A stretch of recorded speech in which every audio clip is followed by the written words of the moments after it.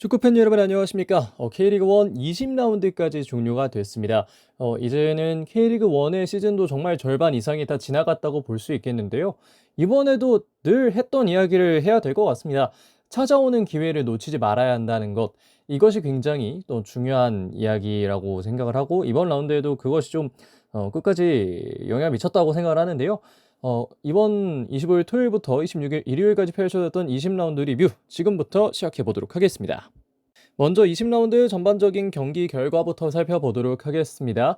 일단 첫 번째 경기였던 퍼스틀러스와 전북현대의 경기, 전북현대가 2대0으로 승리를 가져가는데요. 버티는 힘이 중요한 이유를 전북현대가 증명했다는 생각이 드는 그런 경기였습니다.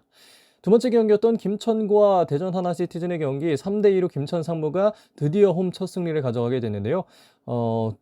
이따가도 얘기를 드리겠습니다만 김천이 참 기회를 그래도 마지막에 잘 잡아냈고 이제 남은 홈승리 없는 팀은 대전밖에 없는 그런 상황이 됐습니다. 그리고 앞서는 일요일에 펼쳐졌던 경기들인데요. 안양과 강원의 경기 2대1로 안양이 승리를 했고 유키치와 엘쿠라노까지 터지는 안양을 어떻게 막을 수 있을까라는 생각이 드는 경기가 펼쳐졌습니다. 그리고 광주와 제주의 경기, 광주의 밀집 수비를 뚫는 방법 제주가 찾았는데 2005년생 센터백 권기민 선수의 헤더가 나오면서 2대1로 승리를 가져갔던 제주였고요. 인천과 부천의 0-3-2 더비 두 팀 모두 한 발자국이 아쉬웠던 경기를 펼치면서 1대1 무승부가 나왔습니다.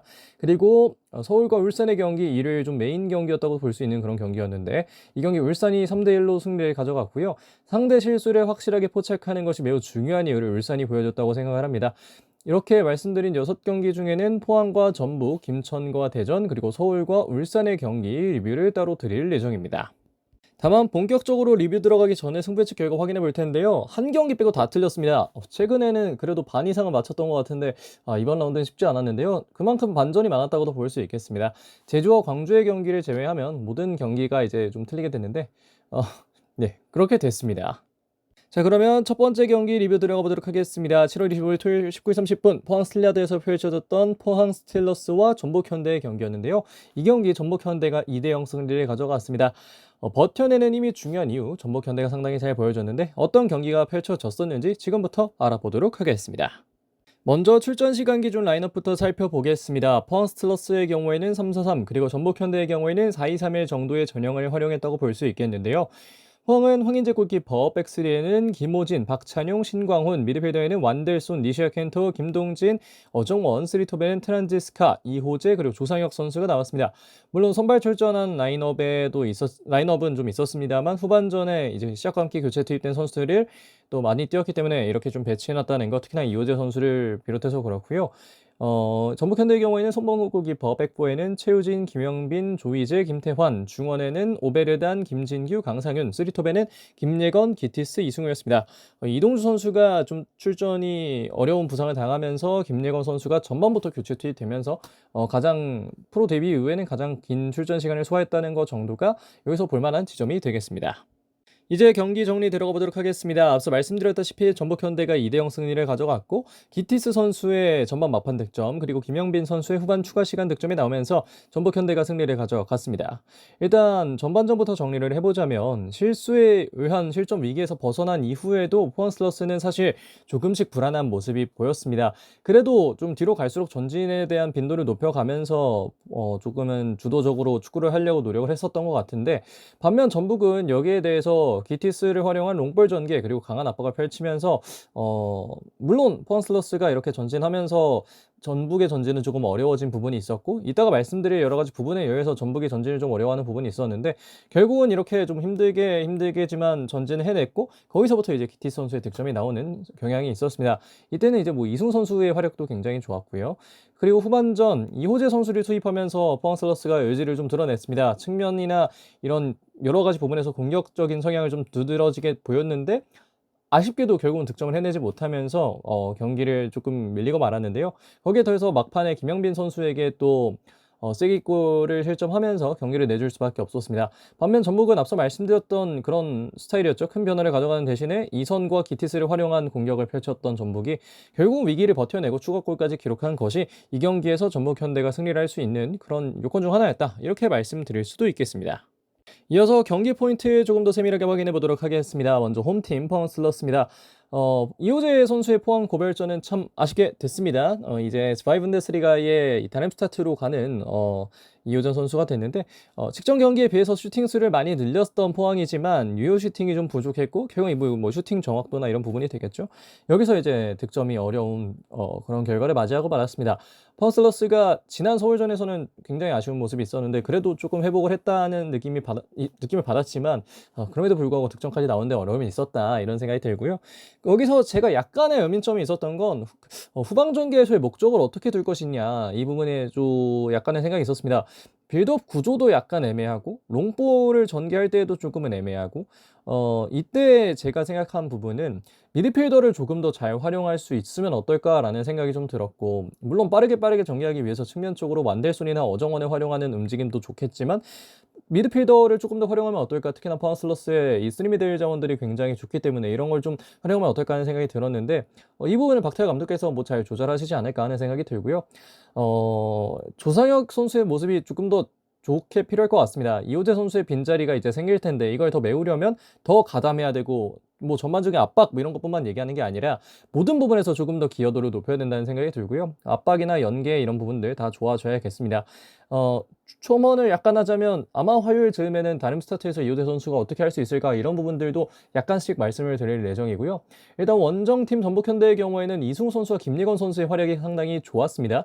이선 측면에서 공격 기여도가 굉장히 높았고 특히나 전북현대의 경우에는 두 번째도 말씀드리겠지만 미드필더에서부터 전진하는 데 어려움이 있는데 여기서 한 번만 뚫리면 일단 이승우와 김예건이 뭔가 해줄 수 있는 부분이 있기 때문에 크랙의 중요성이 이 경기에서 굉장히 잘 나왔다 이렇게 말씀드리고 싶고요. 앞서 말씀드린 대로 미들에서 전진 방법을 어떻게 하느냐가 좀 중요하겠습니다. 이제는 미드필더의 개인 능력에 의존하는 건 조금은 부족하다고 생각합니다. 물론 한 번씩 뚫고 하면 공격이 괜찮기 때문에 잘 풀리는 경우도 있지만 여기서 전개를 어떻게 하느냐가 굉장히 중요해 보이고 특히나 최근에 보면 뭐 비단 최근뿐만 아니라 참 K리그는 상대가 잘하는 거 못하게 하는 거에 굉장히 특화되어 있잖아요. 근데 전북의 미드필더 좋은 거 알고 있으면 이 미드필더를 좀 결국은 잡는단 말이죠. 그래서 이런 부분들에서는 어떻게 좀 패턴 플레이를 만들어가면서 전개하는지가 굉장히 중요하겠다. 그런 생각이 좀 들었던 것 같습니다. 그래도 기치 선수는 전북의 구세주가 될 수도 있겠다는 생각이 드는 이번 경기였는데요. 타겟터 역할도 해낼 수 있고 압박도 잘 할 수 있고 득점까지 해냈기 때문에 물론 더 세밀한 공격이 나왔으면 좋겠다는 생각이 드는 그런 경기이기도 했습니다만 앞으로 기티스는 굉장히 큰 힘이 될 수 있겠다. 저는 그런 이야기를 한번 드려보고 싶습니다. 그렇기 때문에 이번 경기 MVP 저는 기티스 선수를 뽑았습니다. 전북은 이제 원톱을 좀 제대로 찾은 듯한 모습인데요. 물론 이 직전 시즌에 보여줬던 콤파니 선수의 이런 압도적인 모습에 비해서는 아직까지는 완벽하다고 보기는 어렵습니다만 콤파니오가 돌아오기 전에 기티스 선수가 충분히 그 징검다리 역할을 잘 해줄 수 있겠다는 생각이 드는 그런 경기였다고 생각을 합니다. 자, 그러면 여기까지 하고 포항슬러스와 전북현대의 경기 리뷰는 여기서 마무리하도록 하겠습니다. 이번 영상 두 번째 경기로 보도록 하겠습니다. 7월 25일 토요일 19시 30분 김천 종합운동장에서 펼쳐진 김천 상무와 대전 하나시티즌의 경기고요. 드디어 김천 상무가 3대2로 드디어 홈에서의 첫 승을 가져가는 데 성공했습니다. 우선 출전 시간 기준 라인업부터 살펴보도록 하겠습니다. 김천은 4-4-2, 대전은 3-4-3으로 경기에 나섰는데요. 먼저 김천 보겠습니다. 백종범 골키퍼, 백포에는 김태환, 이정택, 병준수, 홍시후, 미드필더에는 홍윤상, 이강현, 박태준, 전병관, 투톱에는 박세진과 이건희가 나왔습니다. 박세진, 이건희 투톱이 다시 한번 가동이 됐고 이 선에서 홍윤상과 전병관이 이번 경기에서는 또 좋은 플레이들을 보여줬고요. 그리고 선발 출전은 왼쪽에서 박진성 선수가 먼저 왼쪽 수비로 출전을 했는데 엄원상이나 이런 부분들에서의 교체를 좀 공격을 좀 잡기 위해서 김태환이 교체 투입돼서 좀 들어갔습니다. 그리고 홍시우 선수도 윙백을 소화할 수 있는 선수입니다만 어쨌든 이번에는 포백에서 풀백으로 출전을 하게 됐고요. 이어서 대전의 경우에는 이창근 골키퍼, 백스리에는 이명재, 조성권, 하창래, 미드필더에는 루빅순, 이현식, 김봉수, 김문환, 쓰리톱에는 엄원상, 주민규, 서진수가 나왔습니다. 보면 일단은 오른쪽 윙백에는 김진야 선수가 선발 출전했는데 김문환이 후반전 시작하면서 교체 투입됐고요. 오른쪽 윙에는 정재희 대신에 엄원상이 후반전에 그리고 주민규 선수가 디오고를 대신해서 후반전 시작과 함께 좀 들어갔습니다.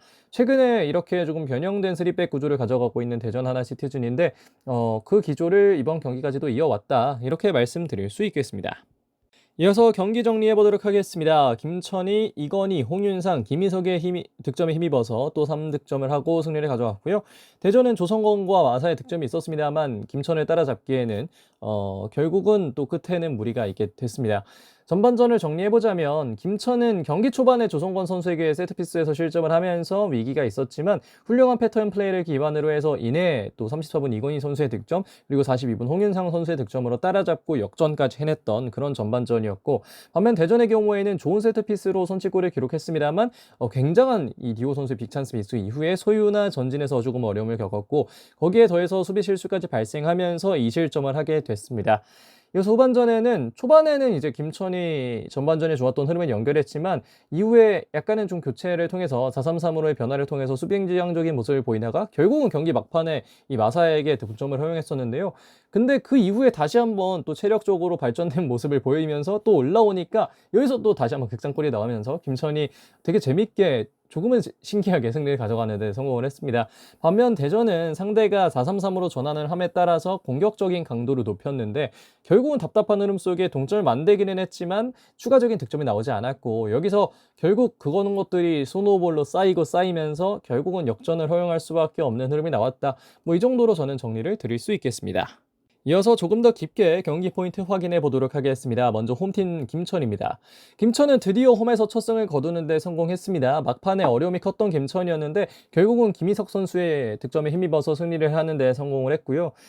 대전이 못 뛰었다라고 뭐 보실 수도 있겠지만 저는 체력적인 부분에서 김천이 굉장히 우위가 있었다. 뭐 그 정도로 정리를 하고 싶고, 그것이 또 결국 마지막에 승리를 하는 데 도움이 됐다고 생각을 합니다.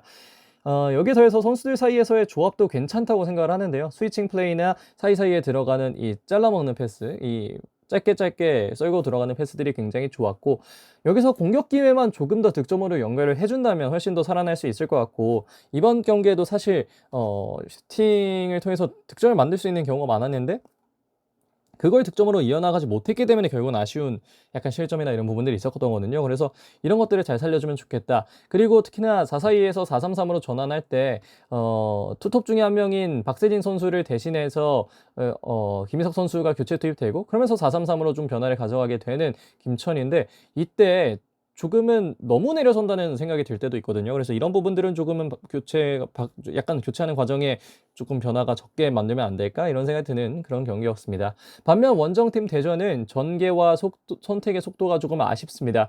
팀 공격을 이것이 계속 정적으로 만드는 요소 중에 하나라고 생각을 하고, 소유를 해도 슈팅이 원하는 만큼 안 나오는 이유도 이런 데 있다고 생각을 하는데요. 결국은 뭐 전개하는 거나 선택하는 거나 속도가 느리면 상대 수비는 진영을 이미 다 갖추고 있기 때문에 이런 부분에서는 대전이 계속해서 어려움을 겪을 수밖에 없다고 생각을 합니다. 거기에 더해서 기회를 잡아내지 못한다는 부분도 아쉽게 느껴지는데요. 이게 비단 득점 찬스뿐만 아니라 상대가 어려움을 겪을 수 있을 만한 상황, 상대가 수적 열세에 놓일 수밖에 없는 그런 작은 실수들에서 이게 대전이 포착 가능한 장면들이 있는데도 거기서 계속 조급해하거나 패턴이 없거나 해서 조금은 그걸 다 놓치는 경우들이 많았고, 이런 플레이가 많이 나오면 결국은 뭐 이길 수가 없는 그런 결과가 나오겠죠. 그러면서 지금 대전 하나시티즌이 9경기 무승까지 와 있는데 개인적으로는 이제 선택할 때가 오지 않았나 하는 생각이 좀 듭니다. 모두가 보는 문제를 한쪽에서만 못 보고 있다는 생각도 들고, 많은 게 안 된다면, 그리고 이 정도 스쿼드에 더 이런 게 안 된다면 문제는 어쩌면 다른 하나에 있을 수도 있겠다는 생각을 저는 조금은 합니다. 물론 이 선택의 대상으로 제가 지금 직접 언급하고 있지는 않지만 그분께서 정말 많은 존경을 받는 분이라는 건 알고 있지만 이제는 약간은 조금은 바꿀 때가 되지 않나? 뭐 그런 생각이 약간씩 드는 그런 경기였습니다. 저는 이 경기 MVP를 어떤 선수가 좋을까 하다가 이정택 선수를 뽑았습니다. 홈에서 첫 번째 승리를 이끈 주장이 또 이정택 선수고요. 전역하기 이전에 그래도 조금은 약간은 늦었다는 생각이 없는 건 아니지만 그래도 어쨌든 승리를 이끈 주장이었다는 점, 그리고 약간 부상이 있었는데 어떻게든 이걸 다 밖에서 대기를 할 수도 있는데 결국은 끝까지 좀 지키려고 했다는 것도 굉장히 좋게 느껴지는 그런 부분이었습니다. 자, 그러면 네, 김천과 대전의 경기 리뷰 여기서 마무리하도록 하겠습니다. 자, 그러면 이번 영상의 마지막 리뷰 경기 보도록 하겠습니다. 7월 26일 일요일 19시 30분 서울 월드컵 경기장에서 펼쳐진 FC서울과 울산 HD의 경기고요. 이 경기 포인트를 뽑자면 상대 실수 포착도 능력이다 라는 부분이 있었는데 울산 HD가 서울을 상대로 3대1 승리를 가져가는 데 성공했습니다. 먼저 출전 시간 기준 라인업부터 살펴보도록 하겠습니다. 서울은 4-2-3-1, 울산은 3-4-3. 최근에 가져가던 흐름을 그대로 가져갔다고 볼 수 있겠는데요.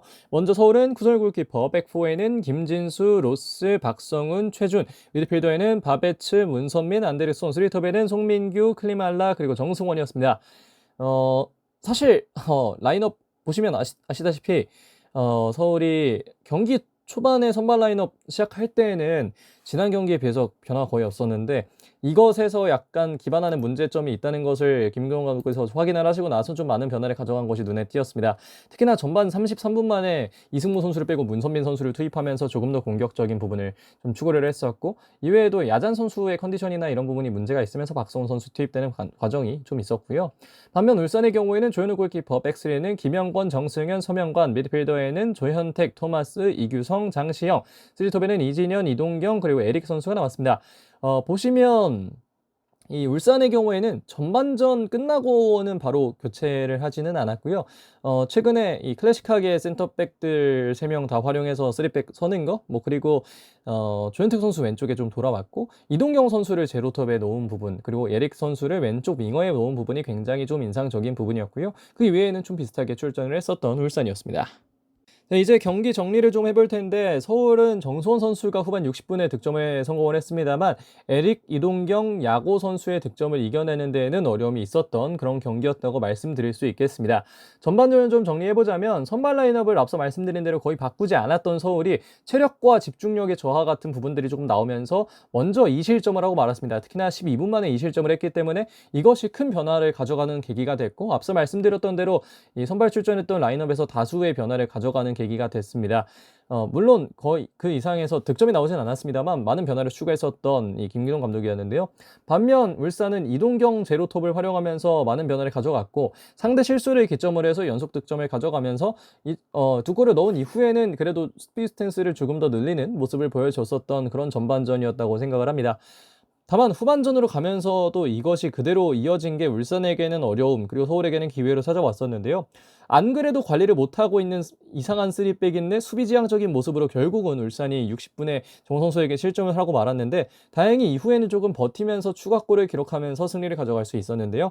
서울은 울산 골문 공략에 굉장히 모든 힘을 많이 쏟았던 그런 시간이 있었지만, 그리고 거기서 득점은 해냈지만 마무리에서 다른 부분에서는 조금 아쉬움이 나오면서, 특히나 슈팅이 17개나 있었는데 유효 슈팅은 울산과 조금 비슷한 개수가 나오면서 마무리에서의 아쉬움이 느껴지는 경기를 했고, 결국은 또 세게 실점을 야구 선수에게 내주면서 경기를 내주고 말았던 그런 경기가 이번 경기였습니다. 이제는 조금 더 세밀하게 들어가 보도록 하겠습니다. 경기 포인트입니다. 먼저 홈팀 서울인데요. 잠시 쉬어가야 할 시간인지도 모르겠습니다. 정말 오랜 기간 동안 고공행진을 이어갔던 서울인데, 개인적으로는 이렇게 패배를 하는 게 오히려 되돌아보는 데는 큰 도움이 되지 않을까 하는 생각이 듭니다. 특히나 이제는 이번 경기 끝나고 다음 경기까지는 일주일 정도 시간이 있고, 그동안 좀 돌아볼 만한 시간이 있는데, 이때 나오지 말아야 될 실수들이 이 경기에서 다 나왔기 때문에 이 다음에는 이걸 되돌아봐서 다시 한번 좀 피드백을 할 만한 시간이 주어지지 않을까 하는 생각이 드는데, 약간의 생각을 할 만한 지점들을 찝어보자면 센터백들의 집중력, 이런 부분이 좀 약간은 아쉬웠습니다. 이번 시즌 내내 야잔과 로스의 출전 시간이 길었기 때문에 이번 기회에 휴식을 줄 필요도 있겠다는 생각이 들기도 했습니다만, 야잔 선수는 야잔 선수 나름대로 컨디션 문제, 그리고 로스는 로스 나름대로 이번 경기에서의 좀 아쉬움, 이런 부분들이 생겼기 때문에 이걸 어떻게 할 것이냐, 이한도나 박성훈처럼 좋은 센터백들이 있는데 이걸 어떻게 사용할 것이냐도 중요하겠고요. 거기 더해서 공격 과정에 대한 고려도 좀 필요할 것 같습니다. 송민규의 활약이 송민 선수 이렇게 활약상 보면 약간 아쉬울 때 보면 볼을 끈다는 느낌을 받을 때가 있잖아요. 근데 그런 부분들이 최근에 조금 있는데, 이런 아쉬움에 따른 공격 문제가 발생하는 걸 김기동 감독께서도 조금 더 정리를 해봐야 되지 않을까 하는 생각이 들고, 기회를 조금 더 확실하게 마무리할 수 있어야 된다고 생각을 합니다. 특히나 점유율이 이 경기 최종 점유율이 70.2 대 29.8이거든요. 그러니까 서울이 내내 이 볼을 조금 많이 소유하면서 경기했었는데, 여기서 나오는 기회들을 조금 더 잘 마무리하면 좋겠다, 저는 그런 생각이 서울에게 들었던 것 같습니다. 반면 울산의 경우에는 이동경 선수와 에릭 선수의 자리 바꿈 효과가 굉장히 컸는데요. 진작 이렇게 했으면 어땠을까 싶을 정도의 힘이 이동경과 에릭에서 나왔다고 생각합니다. 특히나 전반전에 있었던 이 2개 득점은 분명 울산에게는 의미가 있는 득점이었다고 생각을 하고, 물론 이동경 선수의 이적이 언제쯤 시작되거나 혹은 뭐 발생하거나 이럴진 모르겠습니다만 그 전까지는 최대한 이것들을 잘 활용해야 되지 않을까 저는 그런 생각도 드는 그런 부분이 있었다고 생각을 합니다. 다만 울산도 이 경기 이런 부분은 좋았지만 안 좋았던 부분도 굉장히 많았는데요.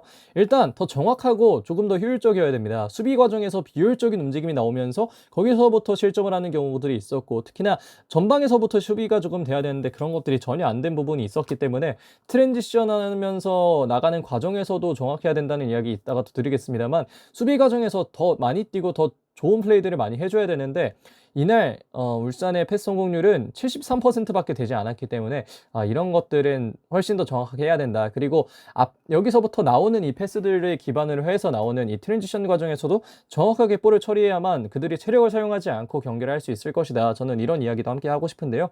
거기에 더해서 강상우와 이진현 제가 이 경기 직관하면서 봤는데 와 여기는 페투어메트급인데? 라는 생각이 들었습니다. 이 둘의 플레이를 보다 보면 뭔가 싶어요. 그래서 도대체 어떤 마음으로 뛰고 있는 걸까? 도대체 어떤 좀 마무리를 원하는 걸까? 이런 생각이 가장 많이 들었던 것 같은데 이렇게 또 보니까 서울이 졌는데 안 좋은 말은 울산에서 많이 하는 그런 느낌입니다만 어쨌든 이런 경기들이 조금 이런 부분들이 있었다. 저는 이 정도로 말씀드릴 수 있겠습니다. 이어서 이번 경기 MVP 말씀드리도록 하겠는데요. 저는 이동경 선수를 뽑고 싶습니다. 한 골과 한 개의 도움을 기록한 이동경 선수는 처음부터 제로토로 쓰지 뭐 이런 생각이 들 정도로 이 경기에서는 괜찮은 활약을 보여줬었는데요. 과연 앞으로 울산에서 이동경 선수의 어떤 남은 시간이 어느 정도 될지는 모르겠습니다만 그동안 어떻게 잘할지가 좀 궁금해지는 그런 경기였다고 생각을 합니다. 자, 그러면 서울과 울산의 경기 리뷰 여기까지 하고 마무리하도록 하겠습니다. 자, 이제는 경기별로 다 살펴봤고 전반적으로 좀 살펴보겠습니다. 20라운드 베스트 11부터 말씀드릴 텐데요. 4사입니다. 김정우 골키퍼, 백포에는 조현택, 김영빈, 이정택, 권기민, 미드필더에는 김희석과 오재혁, 공격진에는 에릭, 기티스, 이동경, 그리고 유키치 선수를 뽑았습니다. 이어서 현재 순위 살펴보도록 하겠습니다. 앱서울 지난 울산전에서 패배를 했습니다만 여전히 1위 자리를 공고히 하고 있고요. 전북현대가 포항슬러스를 상대로 승리하면서 한 계단 오른 2위, 그리고 강원FC는 안양을 상대로 패배하면서 한 계단 내려간 3위에 위치하게 됐습니다. 서울에게 승리를 거둔 울산은 4위 자리를 그대로 유지했고요. 강원의 승리를 얻었던 안양은 5위까지 올라왔고 인천 유나이티드의 경우에도 부천을 상대로 무승부 기록하면서 6위로 올라왔습니다. 반면 전북을 상대로 패배했던 포항슬러스 2계단 내려온 7위로 떨어졌고요. 제주와 대전은 각각 승리 그리고 패배를 기록했습니다만 원순위가 그대로 좀 유지가 됐습니다.